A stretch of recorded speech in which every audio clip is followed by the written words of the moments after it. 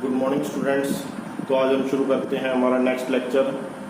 और आज के लेक्चर में हम पढ़ेंगे मॉडल्स ऑफ एन एटम। पुराने लेक्चर्स में हमने पढ़ा कि पहले डाल्टन ने एटॉमिक थ्योरी दी थी 1808 में। उसके बाद इलेक्ट्रॉन की डिस्कवरी हुई, जे थॉमसन ने की। फिर उसके बाद प्रोटॉन की डिस्कवरी हुई, गोल्डस्टीन द्वारा की गई। और न्यूट्रॉन की डिस्कवरी लेट हुई, जो कि चैडविक ने की। तो जब पता लगा भी एटम के अंदर इलेक्ट्रॉन और प्रोटॉन है और न्यूट्रॉन भी हैं जो बाद में डिस्कवर हुए थे, तो साइंटिस्ट ने ये सोचना शुरू किया कि ये इलेक्ट्रॉन प्रोटॉन ये जो सब एटॉमिक पार्टिकल्स हैं वो एटम के अंदर अरेंज किस तरह से हैं। तो डिफरेंट साइंटिस्ट ने अपने अलग अलग जो है मॉडल दिए। उनमें से दो इम्पोर्टेंट मॉडल आज हम डिस्कस करेंगे। फर्स्ट मॉडल जो आया वो था थॉमसन मॉडल और सेकंड मॉडल था Rutherford model of an atom. तो अब हम डिस्कस करते हैं पहले Thompson model of an atom. Thompson model of an atom, ये मॉडल बहुत इजी था। जे थॉमसन ने कहा कि जो एटम है वो क्या है, एक सॉलिड स्फीयर है। एटम क्या है, एक सॉलिड स्फीयर है। और इस सॉलिड स्फीयर के अंदर जो चार्ज है, पॉजिटिव चार्ज, वो बिखरा हुआ है, डिस्ट्रीब्यूटेड है, यूनिफॉर्मली डिस्ट्रीब्यूटेड है। जो पॉजिटिव चार्ज है वो क्या है, यूनिफॉर्मली डिस्ट्रीब्यूटेड है। और जो नेगेटिव चार्ज है, नेगेटिव चार्ज मीन्स जो इलेक्ट्रॉन है वो क्या है, इसके अंदर एम्बेडेड है। क्या है, एम्बेडेड है। पॉजिटिव चार्ज जो है वो तो यूनिफॉर्मली ऐसे डिस्ट्रीब्यूटेड है, हर जगह पॉजिटिव चार्ज है, यूनिफॉर्मली डिस्ट्रीब्यूटेड है। और जो नेगेटिवली चार्ज इलेक्ट्रॉन है वो इसके अंदर एम्बेडेड है, इसके अंदर जड़े हुए हैं, इसके अंदर फिक्स है, ताकि टोटल पॉजिटिव चार्ज और टोटल नेगेटिव चार्ज क्या हो, इक्वल हो। ये जो टोटल पॉजिटिव चार्ज और ये नेगेटिव चार्ज है, ये दोनों क्या है, टोटल क्या है, इक्वल है, because overall atom is a neutral. ठीक है। इस मॉडल को हम कंपेयर करते हैं वाटरमेलन के साथ। किसके साथ, वाटरमेलन, तरबूज के साथ कंपेयर करते हैं। थॉमसन मॉडल जो है वो बिल्कुल किस तरह से है, वाटरमेलन की तरह है। जो ये रेड वाला पोर्शन है ये सारा क्या है, पॉजिटिव चार्ज है, जो कि यूनिफॉर्मली डिस्ट्रीब्यूटेड है। और जो बीच में सीड्स होते हैं, इसके अंदर जो बीज हैं वो हमारे पास इलेक्ट्रॉन की तरह है। तो इलेक्ट्रॉन इसके अंदर क्या है, एम्बेडेड है। और हमारे पास ओवरऑल टोटल पॉजिटिव चार्ज और टोटल नेगेटिव चार्ज आपस में क्या है, इक्वल है। लेकिन ये मॉडल जो है वो फेल हो गया। फेल इसलिए हो गया क्योंकि ये रदरफोर्ड स्कैटरिंग एक्सपेरिमेंट को एक्सप्लेन नहीं कर पाया। इस मॉडल की लिमिटेशंस क्या थी, लिमिटेशंस ये रदरफोर्ड स्कैटरिंग एक्सपेरिमेंट को एक्सप्लेन नहीं कर पाया, इसलिए इस मॉडल को रिजेक्ट कर दिया गया। अब रदरफोर्ड एक्सपेरिमेंट क्या था,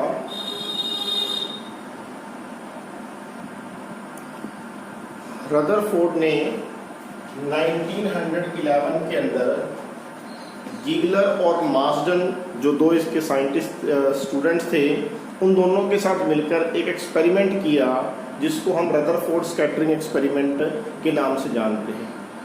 गीगलर एंड मार्सडन और रदरफोर्ड, इन तीनों ने एक्सपेरिमेंट किया। इस एक्सपेरिमेंट में इन्होंने क्या किया, एक रेडियो एक्टिव सोर्स ली। ये हमारे पास क्या है, रेडियो एक्टिव, यहाँ पर रेडियो एक्टिव सोर्स लिया, यहाँ पर रेडियो एक्टिव सब्सटेंस रख दिया। कौन सा सब्सटेंस रखा था, रेडियम। कौन सा सब्सटेंस यूज किया था, रेडियम। इस रेडियम से अल्फा पार्टिकल, ये मैंने पिछले लेक्चर में आप लोगों को करवाया है, अल्फा, बीटा और गामा पार्टिकल निकलते हैं रेडियो एक्टिव सब्सटेंस में से। कौन से पार्टिकल निकल रहे थे, अल्फा पार्टिकल्स। इन अल्फा पार्टिकल्स को एक स्लिट में से पास करवाया। यहाँ पर ये स्मॉल क्या था, स्लिट था, ताकि स्मॉल बीम इसमें से पास हो। इसमें से बीम, स्मॉल बीम को पास करवाया। और ये हमारे पास क्या है, ये है लेड ब्लॉक। ये साइड पर क्या है, लेड ब्लॉक। लेड ब्लॉक क्या करता है, इन अल्फा पार्टिकल को साइड पर बिखरने नहीं देता, सिर्फ आगे को फाइन बीम जाती है। और इन्होंने लिया गोल्ड फॉइल, क्या यूज किया यहाँ पर, गोल्ड फॉइल यूज किया। ये गोल्ड फॉइल है, गोल्ड की बहुत ही पतली फॉइल है। इसकी थिकनेस थी 2.1 इंटू 10⁻⁻7 मीटर, बहुत ही ज्यादा पतली गोल्ड की फॉइल ली, जिसके में से अल्फा पार्टिकल्स पास करवाए। क्या पास करवाए, अल्फा पार्टिकल्स। और इनको डिटेक्ट करने के लिए साइड पर क्या लगा दिया, डिटेक्टर लगा दिए। ये डिटेक्टर क्या थे, ये फ्लोरिसेंट पार्टिकल था, फ्लोरिसेंट स्क्रीन थी। क्या थी, फ्लोरिसेंट स्क्रीन। ये लास्ट लेक्चर में, पुराने लेक्चर में मैंने करवाया था। फ्लोरिसेंट स्क्रीन क्या होती है, जब अल्फा पार्टिकल इसके ऊपर स्ट्राइक करते हैं तो वो ग्लो प्रोड्यूस करते हैं, चमक प्रोड्यूस करते हैं। तो फ्लोरिसेंट स्क्रीन लगा दी, फोटोग्राफिक स्क्रीन लगा दी, डिटेक्टर लगा दिया, ताकि इसको पता लगे कि अल्फा पार्टिकल इसमें से पास कर रहे हैं। और यहाँ से देखो बिल्कुल स्मॉल जगह यहाँ से छोड़ेगी। ये इसके एक्सपेरिमेंट की सेटअप थी, जो मैंने साइड पर भी दिखा रखी है। ठीक है, इसके बाद मैं एक वीडियो में भी शो करूंगा आप लोगों को भी, ये एनिमेशन भी दिखाऊंगा इसको। तो अब देखो क्या था, एक लेड ब्लॉक लिया।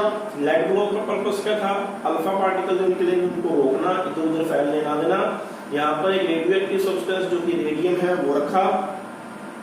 इस रेडियम में से कौन से पार्टिकल निकल रहे हैं, अल्फा पार्टिकल। एक स्लिट बनाई छोटी सी, ताकि स्मॉल बीम ही पास कर सके। और गोल्ड फॉइल ली, गोल्ड फॉइल में से क्या पास हो रहा है आप लोगों का, अल्फा पार्टिकल पास हो रहे हैं। और उन अल्फा पार्टिकल को डिटेक्ट करने के लिए लगभग 360 डिग्री पर उसने क्या लगा दिया, स्क्रीन लगा दी, फ्लोरिसेंट स्क्रीन लगा दी, डिटेक्टर लगा दिया। ये एक्सपेरिमेंट सेटअप हुआ। जब एक्सपेरिमेंट सेटअप हुआ तो उसने ऑब्जर्वेशन देखी, तो ऑब्जर्वेशन देखकर वो बहुत हैरान हो गया कि लगभग पार्टिकल जो थे वो स्ट्रेट जा रहे थे। लगभग पार्टिकल्स क्या जा रहे थे, स्ट्रेट जा रहे थे। लगभग पार्टिकल्स क्या जा रहे थे, स्ट्रेट जा रहे थे। 99.9% पार्टिकल स्ट्रेट जा रहे थे। क्या था, 99.9 पार्टिकल्स क्या जा रहे थे, बिल्कुल स्ट्रेट जा रहे थे। 99.9 पार्टिकल। और बहुत ही कम पार्टिकल थे, फ्यू पार्टिकल्स थे जिनके अंदर स्मॉल डिफ्लेक्शन थी। जिनके अंदर क्या थी, स्मॉल डिफ्लेक्शन। बहुत कम ऐसे पार्टिकल्स थे जो थोड़े बहुत डिफ्लेक्ट कर रहे थे। कुछ ऐसे पार्टिकल भी थे जो 90 डिग्री से डिफ्लेक्ट कर रहे थे। कुछ ऐसे पार्टिकल थे जो 90 डिग्री से भी ज़्यादा पर डिफ्लेक्ट कर रहे थे। लेकिन मेजॉरिटी किसकी थी, जो बिल्कुल स्ट्रेट जा रहे थे वो 99.9% पार्टिकल थे।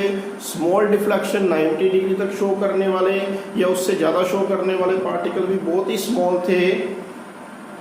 और लगभग 1 आउट ऑफ 20,000 पार्टिकल ऐसे थे जो 180 डिग्री पर वापस आ रहे थे। They are reflecting back.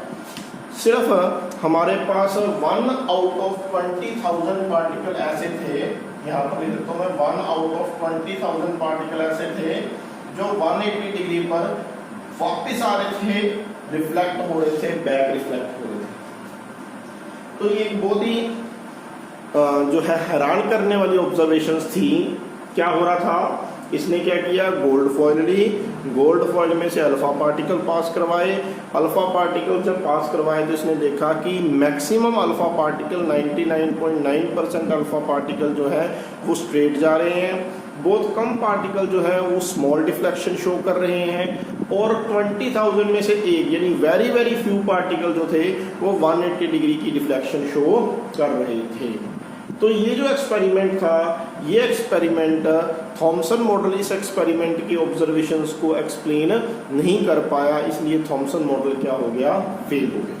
ठीक है, मैं आप लोगों को एक एनिमेशन भी दिखाता हूँ, तो ये एनिमेशन देखिए, फिर उसके बाद हम नेक्स्ट करते हैं।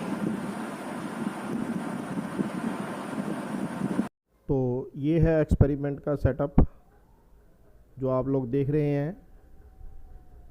ये कलेक्टर है और कुछ नहीं है। ये क्या करेगा, अल्फ़ा पार्टिकल को कलेक्ट करेगा। ये डिटेक्टर है, इसके अंदर रेडियो एक्टिव सब्सटेंस है जो कि अल्फ़ा पार्टिकल एमिट करेगा। लेड ब्लॉक है, यहाँ से अल्फ़ा पार्टिकल्स निकलेंगे। और ये स्लिट है छोटी सी, जहाँ से अल्फ़ा पार्टिकल्स पास होंगे। और ये हमारे पास गोल्ड फॉयल है जो कि बहुत ही थिन है। ये अप्रॉक्सीमेटली 2.1 इंटू 10⁻⁻⁻7 मीटर थिन है। तो गोल्ड फॉयल क्यों ली? क्योंकि गोल्ड फॉयल बहुत थिन हो सकती है और लगभग ये 1 या 2 लेयर ऑफ एटम से ही बनी है। थिन गोल्ड फॉयल है ये। अब क्या होगा, देखो इस एक्सपेरिमेंट में क्या होगा, डिटेक्टर से अल्फ़ा पार्टिकल्स निकलेंगे, थिन गोल्ड में से पास होंगे।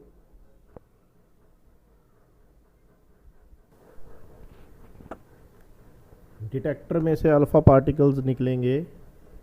ये अल्फ़ा पार्टिकल की फाइन बीम है जो गोल्ड फॉयल में से पास होगी। ये अल्फ़ा पार्टिकल्स हैं जिनके ऊपर 2 यूनिट पॉजिटिव चार्ज होता है और 4 यूनिट मास होता है। हैवी अल्फ़ा पार्टिकल है, हाई एनर्जी है। जब ये गोल्ड फॉयल में से पास होंगे तो ये स्कैटर हो जाएंगे, इस तरह से स्कैटर हो जाएंगे। तो ये हमारे पास एक और वीडियो है जिसमें हम रदरफोर्ड स्कैटरिंग एक्सपेरिमेंट पढ़ेंगे। तो जो रदरफोर्ड स्कैटरिंग एक्सपेरिमेंट है, एक्चुअली ये इसमें 3 साइंटिस्ट का कंट्रीब्यूशन था, हंस गीगर, अर्नेस्ट रदरफोर्ड और अर्नेस्ट मार्सडन। तो इन्होंने क्या किया, इस तरह से एक सेटअप तैयार कर लिया हमारे पास एक्सपेरिमेंट करने के लिए। ये जो ब्लॉक है ये लेड कंटेनर है जो कि अल्फ़ा पार्टिकल्स या हैवी जो रेज होती हैं उनको एब्जॉर्ब करता है। और इसमें अल्फ़ा पार्टिकल का सोर्स रखा गया जो कि रेडियो एक्टिव सब्सटेंस था। जो उन्होंने यूज़ किया वो था रेडियम। रेडियम को इस लेड कंटेनर के अंदर रख दिया जो कि अल्फ़ा पार्टिकल्स एमिट करेगा और अल्फ़ा पार्टिकल्स की एक फाइन बीम जो है वो यहाँ से पास हो। और ये बीच में गोल्ड फॉयल रख दी जो कि बहुत थिन थी, 2.1 इंटू 10⁻⁻7 मीटर थिकनेस थी इसकी। गोल्ड फॉयल इसकी चूज़ की गई क्योंकि इसकी बहुत थिन शीट्स बन सकती हैं। और इसके अंदर ये साइड में जो है, गोल्ड फॉयल के साइड में ये डिटेक्टर है, फ्लोरिसेंट स्क्रीन है जो कि डिटेक्टर की तरह यूज़ हो रही है। फ्लोरिसेंस मैंने आपको बताया था क्या होता है, ग्लो। जब अल्फ़ा पार्टिकल्स इस फ्लोरिसेंट स्क्रीन पर स्ट्राइक करेंगे तो ये चमक प्रोड्यूस करेंगे। ठीक है, यहाँ तक। तो क्या क्या हो गया, लेड कंटेनर के अंदर रेडियो एक्टिव सब्सटेंस रेडियम हो गया जो कि अल्फ़ा पार्टिकल का सोर्स है। बीच में गोल्ड फॉयल है, हमारा टारगेट इस गोल्ड फॉयल के ऊपर अल्फ़ा पार्टिकल स्ट्राइक करवाना है। और अल्फ़ा पार्टिकल स्ट्राइक होने के बाद उनको डिटेक्ट करने के लिए फ्लोरिसेंट स्क्रीन है। जब इस रेडियम में से अल्फ़ा पार्टिकल्स निकलेंगे, फाइन बीम निकलेगी, देखो स्लिट में से फाइन बीम जाएगी और गोल्ड फॉयल के ऊपर स्ट्राइक करेगी, तो जो फाइन बीम है ये स्कैटर हो जाएगी, इस तरह से स्कैटर हो जाएगी। और इस स्कैटरिंग से हम देख रहे हैं कि कुछ ऐसे पार्टिकल हैं जो अनडिफ्लेक्टेड सीधे चले गए और कुछ ऐसे पार्टिकल हैं जिनमें स्मॉल डिफ्लेक्शन है।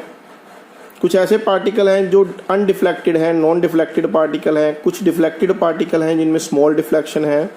और कुछ ऐसे पार्टिकल भी हैं जो रीबाउंड कर रहे हैं, वापस आ रहे हैं स्ट्राइक कर 180 डिग्री पर। तो ये रदरफोर्ड एक्सपेरिमेंट था, इसके अंदर डिफरेंट ऑब्जर्वेशंस थी। इन ऑब्जर्वेशन के ऊपर बेस रदरफोर्ड ने कंक्लूजन निकाले और उसी के ऊपर बेस रदरफोर्ड मॉडल पेश किया।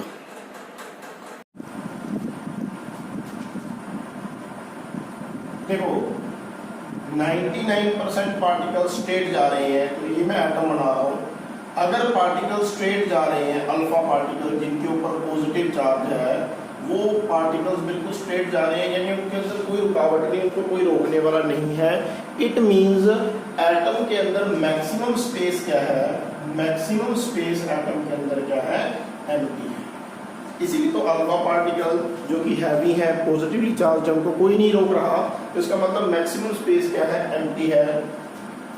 और जो अल्फा पार्टिकल्स डिफ्लेक्शन शो कर रहे हैं, अब अल्फा पार्टिकल जिनके ऊपर पॉजिटिव चार्ज है वो डिफ्लेक्शन क्यों शो करेगा, जब वो किसी पॉजिटिव चार्ज के पास से जाएगा। जब वो किसी पॉजिटिव चार्ज के पास से गुजरेगा अल्फा पार्टिकल, तो उसके अंदर क्या होगी, डिफ्लेक्शन। अगर थोड़ा दूर है तो डिफ्लेक्शन कम होगी, नजदीक होगा तो डिफ्लेक्शन क्या होगी, ज्यादा होगी। डिफ्लेक्शन क्या होगी, ज्यादा होगी। जितना नजदीक होगा उतनी डिफ्लेक्शन क्या होगी, ज्यादा होगी। क्लियर है? इसका मतलब एटम के अंदर पॉजिटिव चार्ज भी प्रेजेंट। अब देखो, उसने अपने एक्सपेरिमेंट से दो कंक्लूजन निकाले। फर्स्ट कंक्लूजन क्या है कि क्योंकि alpha particle, maximum alpha particle straight जा रहे हैं, इसका मतलब एटम के अंदर मैक्सिमम स्पेस क्या है, एम्प्टी है। और अल्फा पार्टिकल डेविएशन शो कर रहे हैं, अपने रास्ते से मुड़ रहे हैं, थोड़े से भटक रहे हैं, इसका मतलब उसके अंदर, एटम के अंदर पॉजिटिव चार्ज भी है।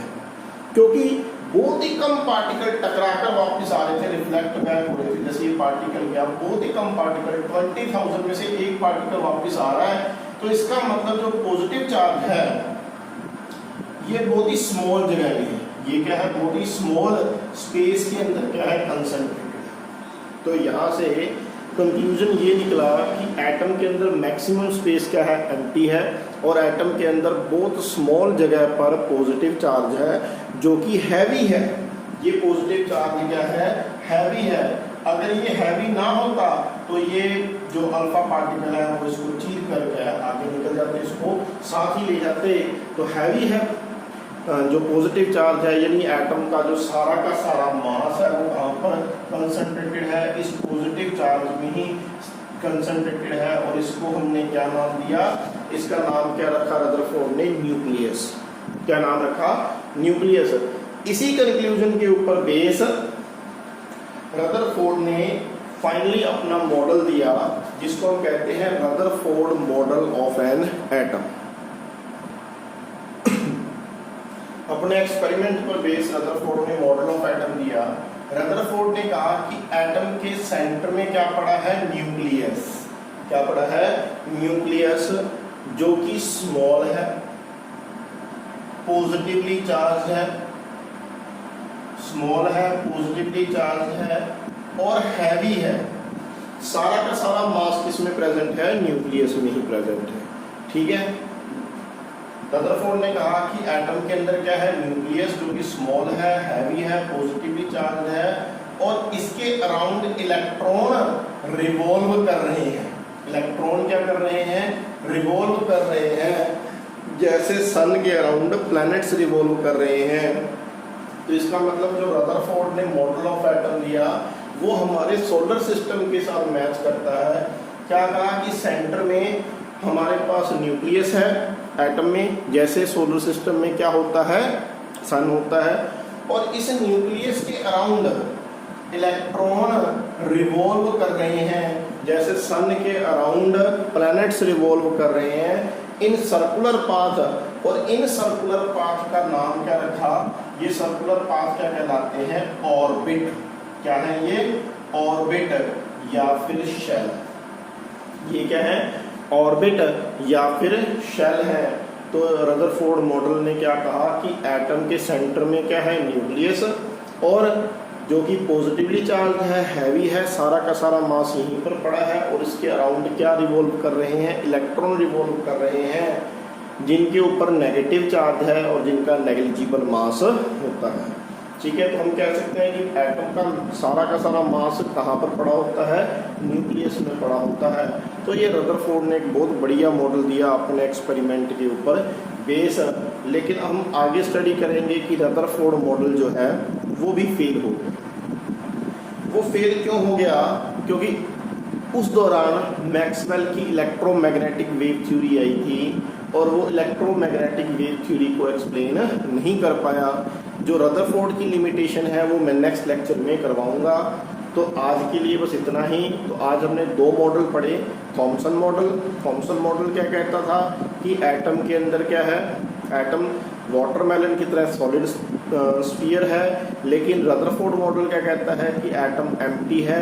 इसमें सेंटर में क्या है, रदरफोर्ड मॉडल कहता है न्यूक्लियस है, जो कि स्मॉल, हैवी और पॉजिटिवली चार्ज है, और इलेक्ट्रॉन एम्प्टी स्पेस में न्यूक्लियस के अराउंड घूम रहे हैं, रिवॉल्व कर रहे हैं, जैसे प्लैनेट्स रिवॉल्व करते हैं सन के अराउंड, और इन सर्कुलर पाथ को हम क्या कहते हैं, ऑर्बिट या फिर शेल। तो आज के लिए बस इतना ही। नेक्स्ट लेक्चर हम पढ़ेंगे electromagnetic wave theory. Thanks for watching.